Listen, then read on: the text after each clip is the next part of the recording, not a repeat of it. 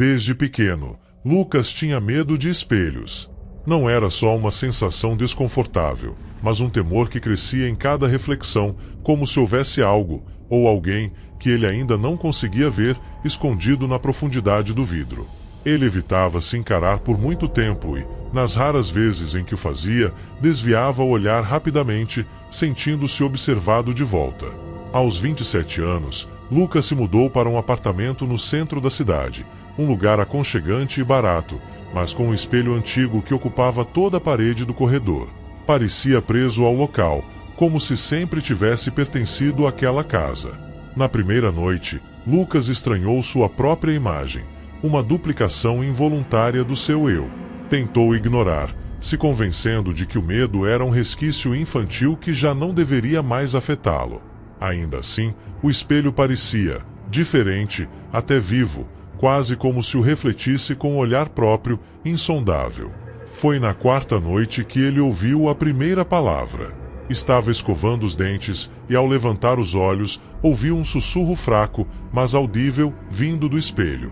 Lucas. Parou, com o coração disparado. A palavra parecia arranhada, arrastada, como uma voz velha, desgastada pelo tempo. Ele olhou para o reflexo, que lhe devolvia o olhar com olhos arregalados, presos de terror. Eu devo estar imaginando coisas, pensou, tentando se acalmar. Só cansaço. No entanto, a voz não parou. Na noite seguinte, enquanto ele se preparava para dormir, a mesma voz, rouca e insistente, chamou por ele. Dessa vez, foi mais clara e um pouco mais próxima, como se estivesse a um passo de distância. Lucas não respondeu, mas começou a notar algo ainda mais perturbador. A voz parecia ser a de sua mãe. Ela havia falecido há 5 anos, em circunstâncias trágicas e inexplicáveis. Ele evitava pensar nisso, mas a voz era exatamente a dela, só que distorcida, como se tivesse passado por um filtro sombrio e doentio. Lucas, meu filho, por que não me escuta? A voz o chamou de novo, naquela noite. Ele fechou os olhos, lutando para bloquear o som, mas a insistência crescia, aumentando até se tornar quase um grito em seus ouvidos. Lucas, você me esqueceu. Ele abriu os olhos e encarou o espelho, mas nada havia além do seu próprio rosto, e, por um segundo, jurou ver uma sombra por trás dele, uma sombra que parecia ter a forma da mãe. A partir desse ponto, a voz o assombrava todas as noites. Às vezes sussurrava, outras vezes gritava, e as palavras tornavam-se cada vez mais confusas, misturando dor, raiva e um clamor por ajuda. Você tem que me salvar, Lucas. Eu preciso de você. A dor nas palavras dela era insuportável, e Lucas começou a duvidar da própria sanidade. Em uma noite, sem conseguir mais suportar, ele decidiu responder. O que você quer de mim? Perguntou, com a voz trêmula, encarando o reflexo pálido e angustiado. Para sua surpresa, a voz respondeu de imediato. Você precisa lembrar, Lucas. Lembrar do que aconteceu naquela noite. Uma imagem vaga começou a se formar em sua mente, a noite em que sua mãe havia desaparecido misteriosamente. Ele era adolescente na época e nunca soube ao certo o que havia acontecido. Os vizinhos diziam que a casa estava trancada por dentro e que era impossível que alguém tivesse entrado ou saído. Lucas começou a investigar, revivendo memórias dolorosas, tentando se lembrar de detalhes que pudessem esclarecer aquele mistério. A cada tentativa, a voz no espelho o pressionava mais. Ela repetia fatos da infância, memórias que só eles compartilhavam. Aos poucos, a angústia em sua voz se transformava em desespero, como se a cada noite restasse menos tempo. Lembre-se, Lucas. Ela repetia todas as noites. Ele sabe o que você fez. Ele sabe o que você viu. Finalmente, numa noite de lua cheia, algo mudou.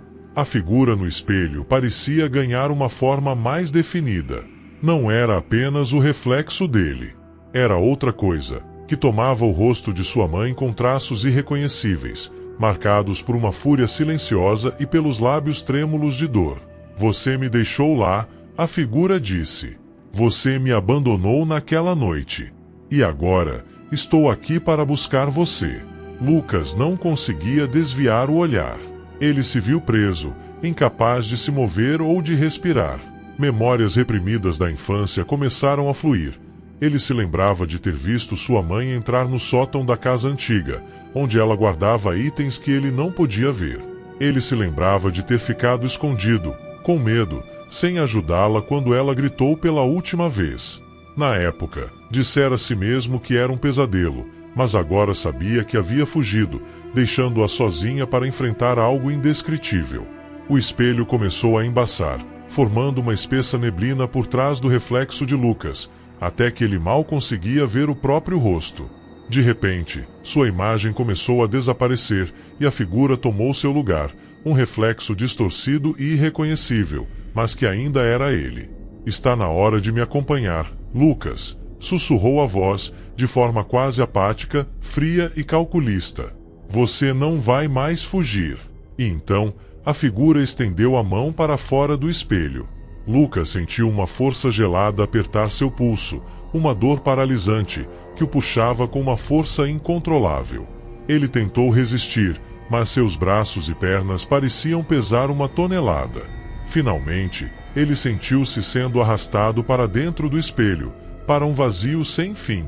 Tudo ao redor ficou preto e, ao longe, ele ouvia apenas o sussurro dela. Agora estamos juntos. Você nunca mais vai me deixar sozinha.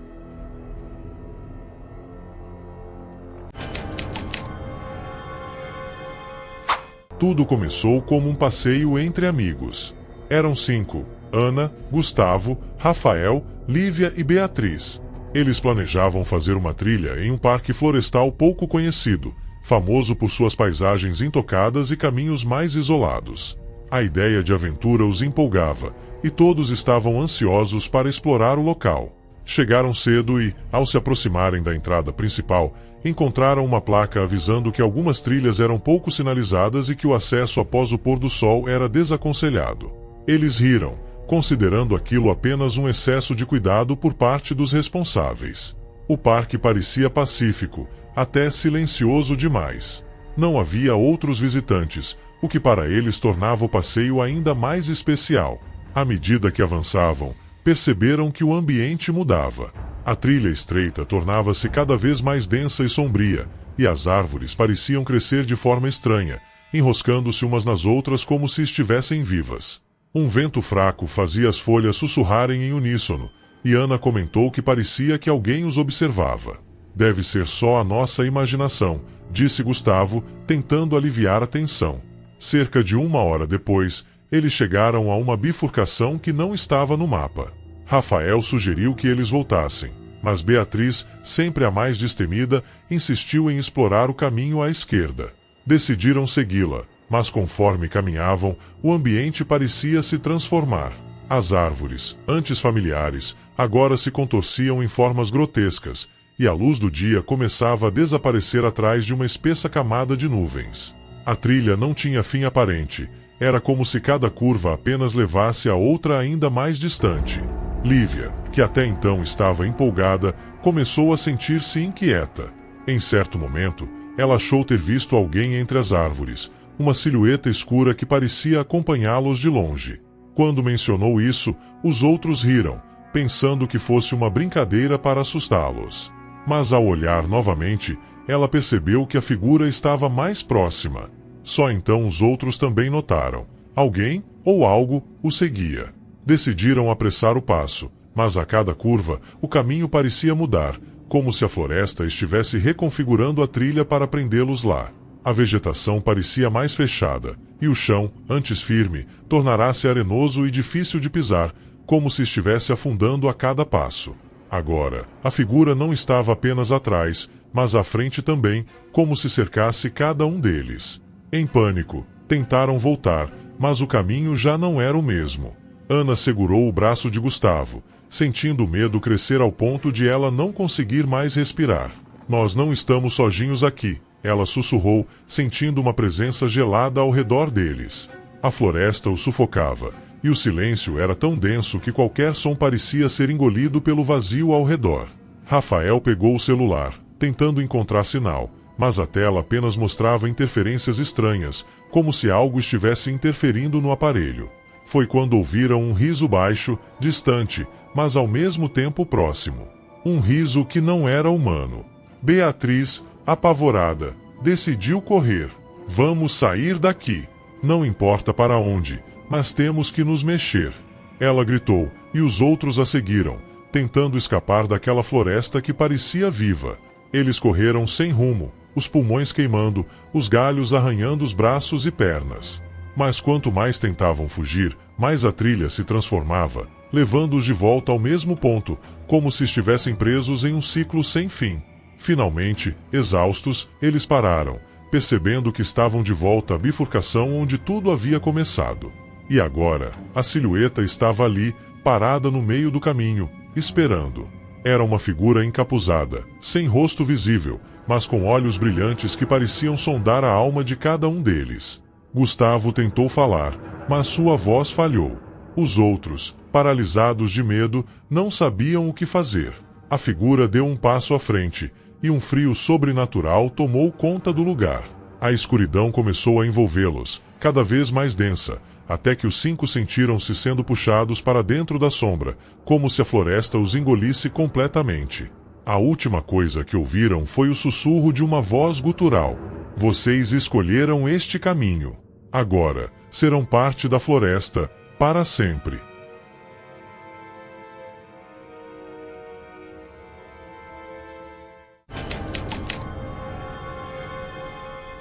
Bruno estava animado com seu novo apartamento. Depois de meses procurando um lugar acessível e confortável, ele finalmente encontrou um imóvel no bairro perfeito. O prédio era antigo, mas bem conservado, e o preço estava muito abaixo do que ele esperava. Era uma oportunidade única. No dia da mudança, ao organizar as caixas e móveis, Bruno se deu conta de que o layout do apartamento era estranho. A planta mostrava 2 quartos, um banheiro, uma sala e uma cozinha. Mas, ao caminhar pelo corredor, ele sentiu que havia algo além das paredes, como se existisse um espaço extra não mapeado ali. Nas primeiras noites, ele começou a ouvir barulhos. Sons baixos, como de passos, e, às vezes, o ruído suave de uma porta rangendo. Ele tentou ignorar, acreditando que era apenas sua imaginação somada ao fato de que o prédio era velho e as paredes poderiam estar absorvendo sons dos apartamentos vizinhos. Mas a sensação de que havia um cômodo extra não o abandonava. E então, na 5ª noite, algo inexplicável aconteceu.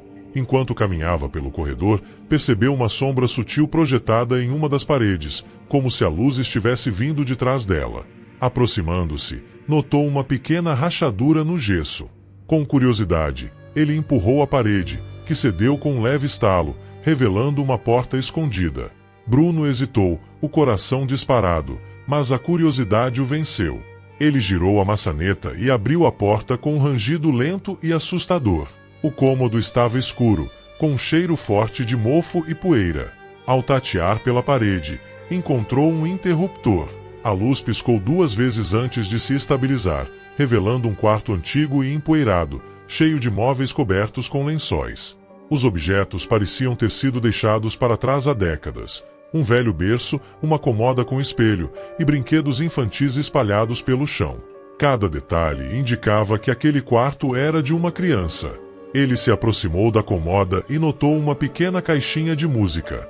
Curioso, girou a chave na lateral, e a caixinha começou a tocar uma melodia infantil suave e perturbadora.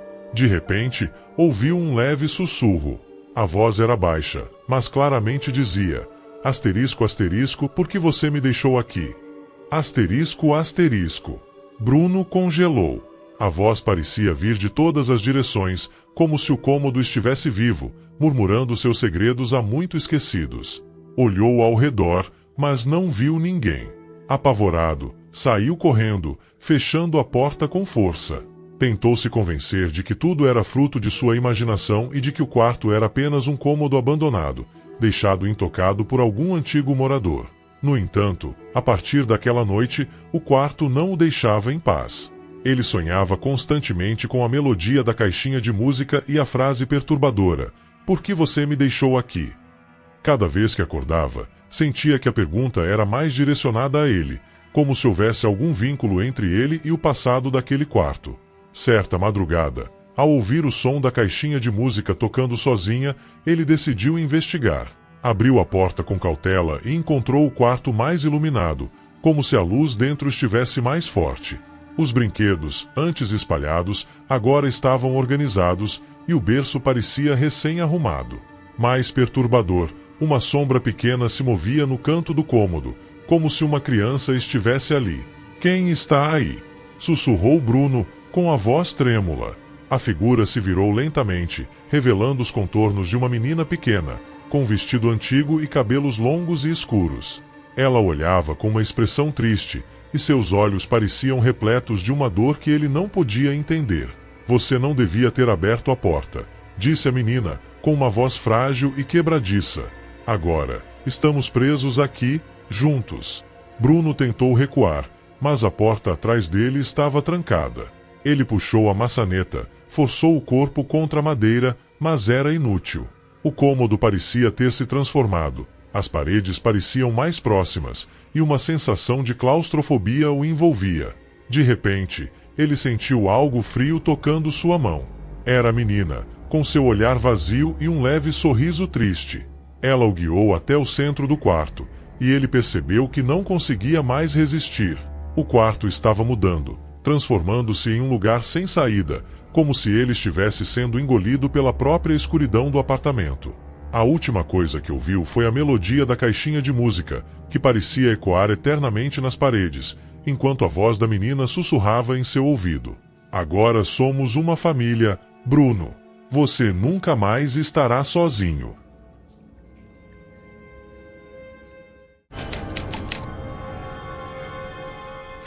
Mariana sempre foi uma sonhadora.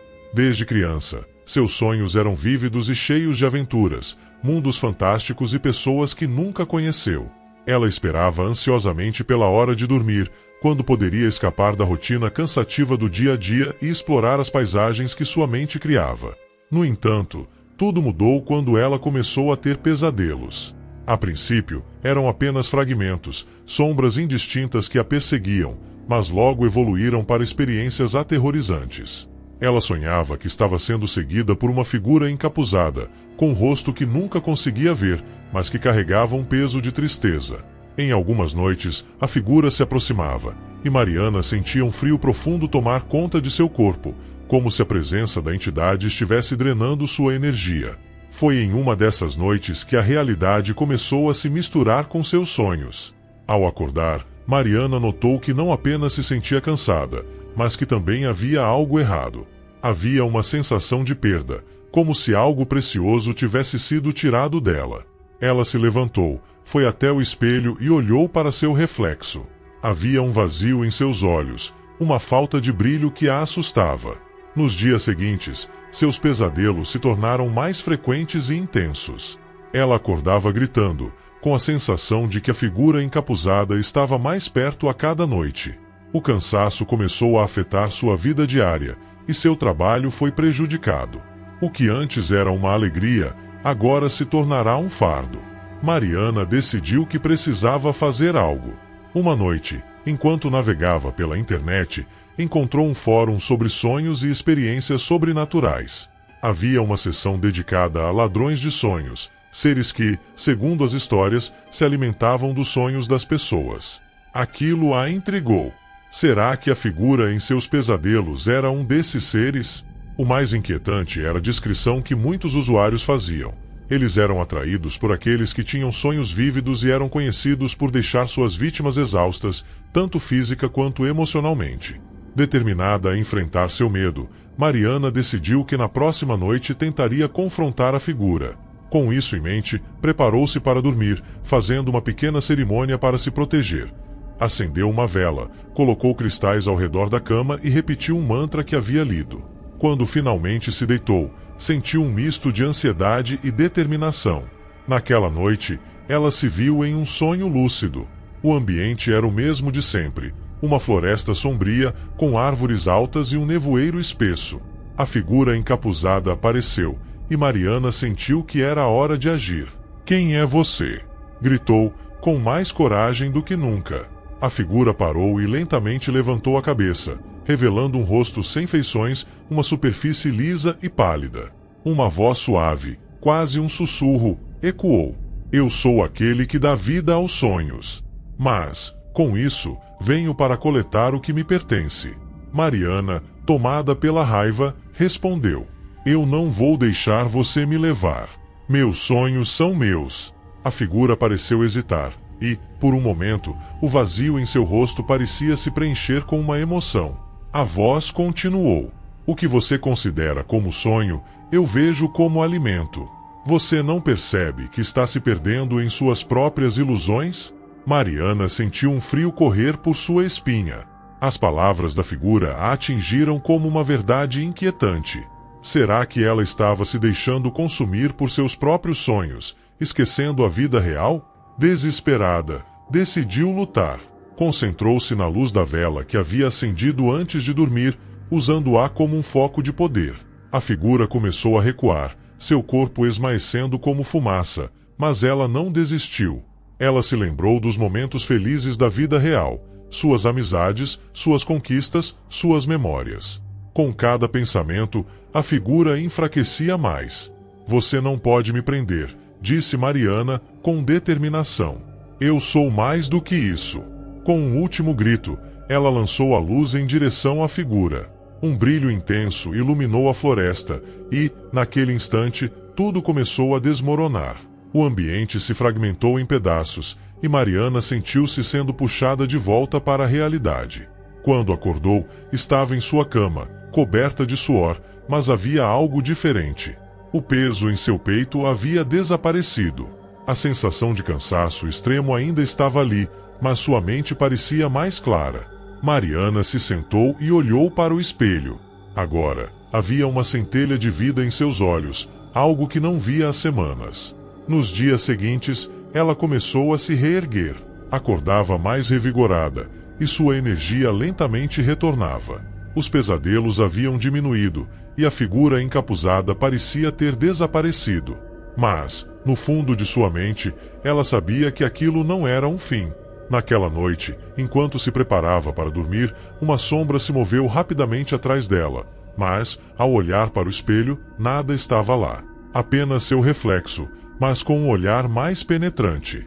E ao fechar os olhos, ela ouviu um sussurro familiar: "Você pode ter me derrotado uma vez, mas eu sempre estarei aqui, esperando."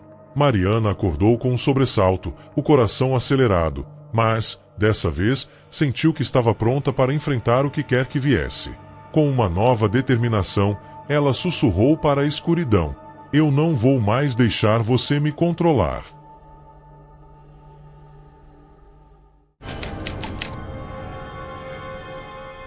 Ana sempre foi uma pessoa repleta de vida. Amava seus amigos, seu trabalho e suas noites em casa, onde podia relaxar e assistir a um bom filme. No entanto, tudo mudou após a morte repentina de sua avó, com quem tinha um laço muito forte. Após o funeral, Ana se mudou para a casa de sua avó para cuidar dos assuntos pendentes e, ao mesmo tempo, preservar as memórias que ainda existiam ali. A casa era antiga e cheia de história, com cada cômodo trazendo lembranças de sua infância. No entanto, conforme os dias se passavam, Ana começou a sentir uma presença estranha no local. Inicialmente, pensou que fosse apenas sua imaginação, alimentada pelo luto e pela saudade. Mas, a cada noite, ela ouvia ruídos inexplicáveis. Passos no corredor, o som de portas rangendo e até sussurros suaves que pareciam chamar seu nome. Certa noite, enquanto organizava as coisas no sótão, encontrou um velho diário pertencente à sua avó. Curiosa, começou a folhear as páginas amareladas. As anotações eram sobre suas experiências com o sobrenatural. A avó de Ana escrevia sobre sonhos premonitórios, visões e até encontros com espíritos. Um dos relatos chamou a atenção de Ana, uma descrição de uma figura que costumava visitá-la à noite, uma presença que parecia protegê-la. A partir do momento em que leu isso, Ana não conseguiu parar de pensar sobre a possibilidade de sua avó estar tentando se comunicar com ela. Em uma das entradas, sua avó mencionou que, ao chamar pelo espírito, ele poderia aparecer em momentos de necessidade. Ana hesitou, mas a ideia de ter sua avó ao seu lado, mesmo que como um espírito, a confortava. Naquela noite, decidiu tentar. Com uma vela acesa ao seu lado, Ana sentou-se no escuro de seu quarto e, em um sussurro, chamou: "Vovó, se você estiver aqui, por favor, me mostre um sinal." O silêncio a envolveu, e ela começou a se sentir boba por ter feito aquilo. Mas, quando estava prestes a apagar a vela e ir para a cama, sentiu um leve toque em seu ombro. Virou-se rapidamente, mas não havia ninguém ali. O coração batia forte, e ela olhou em volta, tentando encontrar uma explicação lógica. Nos dias seguintes, os sinais tornaram-se mais frequentes. Objetos que ela deixava em um lugar apareciam em outro. A luz piscava sem explicação e, às vezes, ela ouvia seu nome sendo chamado suavemente. Em uma dessas noites, enquanto se preparava para dormir, ouviu um leve sussurro vindo do corredor. Intrigada e ao mesmo tempo assustada, decidiu investigar. Ao sair do quarto, viu a luz da sala acesa. Ela se aproximou, a sensação de que algo estava prestes a acontecer a consumindo. No entanto, ao entrar, encontrou tudo em silêncio. Era como se a casa estivesse aguardando. Foi então que, em um instante, a luz começou a piscar novamente e a figura da sua avó apareceu diante dela. A imagem era translúcida e luminosa, com um sorriso sereno no rosto. Ana não sabia se estava sonhando ou se aquilo era real, mas algo dentro dela dizia que era real. "Ana", disse a figura, a voz soando como um eco suave, "eu estou aqui." Aquela simples frase trouxe um misto de alegria e medo. Ana não sabia o que perguntar, mas seu coração estava cheio de amor e saudade. "Vovó, eu sinto sua falta", exclamou, lágrimas escorrendo pelo rosto. A figura começou a se dissipar, e Ana sentiu um aperto no coração. "Não vá", gritou. E, como se tivesse ouvido, a figura parou, virando-se novamente para ela. "Eu estou aqui para te proteger. Mas há algo que você precisa saber." A voz se tornava mais fraca, como um eco distante. Antes que pudesse continuar, a luz da sala apagou de repente, mergulhando Ana na escuridão. Ela tentou acender a vela que havia deixado na mesa, mas o fogo não pegava. Desesperada, sentiu que estava perdendo a conexão com sua avó e o pânico tomou conta dela. Finalmente, a luz voltou, mas a figura já não estava mais ali. A sala estava vazia, e Ana se sentiu sozinha novamente. Contudo, a sensação de que sua avó ainda estava presente nunca a abandonou. Nos dias que se seguiram, Ana ficou obcecada com a ideia de se conectar novamente. Decidiu fazer uma cerimônia em homenagem à sua avó, na esperança de que isso a traria de volta. Compreendeu que precisava entender a mensagem que a figura tentou lhe transmitir. Na noite da cerimônia, Ana acendeu velas ao redor da casa e fez uma pequena homenagem, relembrando os momentos felizes que passou com sua avó. Ela pediu que a visita retornasse, que ela pudesse entender o que precisava saber. O ar estava pesado, e a tensão a fazia sentir que algo estava prestes a acontecer. Enquanto a cerimônia avançava, a temperatura no ambiente começou a cair. Ela olhou ao redor, sentindo a presença de algo. Quando se virou, a figura da avó estava lá novamente, mas desta vez não havia um sorriso no rosto dela. "Ana", a voz parecia distante, quase angustiada. "Você não deve invocar o que não entende." Ana sentiu um frio na espinha. "O que você quer dizer? O que eu preciso saber?" gritou, mas a figura começou a se dissipar. "Não se deixe levar", foram suas últimas palavras antes de desaparecer. Ana acordou em sua cama, suada e assustada, como se tivesse acabado de viver um pesadelo. Mas, quando se olhou no espelho, notou algo estranho. Um brilho intenso em seus olhos, como se tivesse adquirido uma nova percepção sobre a vida e a morte. E, no fundo de sua mente, ela sentiu que a mensagem estava apenas começando a se revelar. Nos dias que se seguiram, coisas estranhas começaram a acontecer. Pessoas próximas a ela começaram a ter sonhos vívidos sobre a avó de Ana, e relatos de avistamentos da figura começaram a circular entre seus amigos. Era como se a avó de Ana estivesse se manifestando através de outras pessoas, tentando se comunicar de maneiras que ela nunca poderia imaginar. Porém, Em cada interação, havia um aviso oculto, como se a figura estivesse tentando protegê-la de algo maior. Ana se sentia presa em um ciclo de mistério e medo. À medida que cada nova noite se aproximava, a inquietação crescia dentro dela. Na última noite do mês, Ana se preparou para dormir, mas uma sombra passou rapidamente pela janela. Uma sensação gelada tomou conta de seu corpo, e ela se lembrou da última mensagem de sua avó. O sussurro asterisco asterisco, não se deixe levar asterisco asterisco reverberava em sua mente. E, enquanto a escuridão a envolvia, Ana decidiu que, se sua avó realmente estava ali, ela teria que enfrentar o que quer que estivesse se aproximando. Com um novo sentido de determinação, ela murmurou para a escuridão: "Eu não vou deixar você me levar." Mas quando a luz se apagou, uma risada suave ecoou pelo quarto, como se algo estivesse se preparando para se revelar. E a última coisa que Ana ouviu antes de perder a consciência foi uma voz familiar: "Você não está pronta, mas não sozinha, Ana."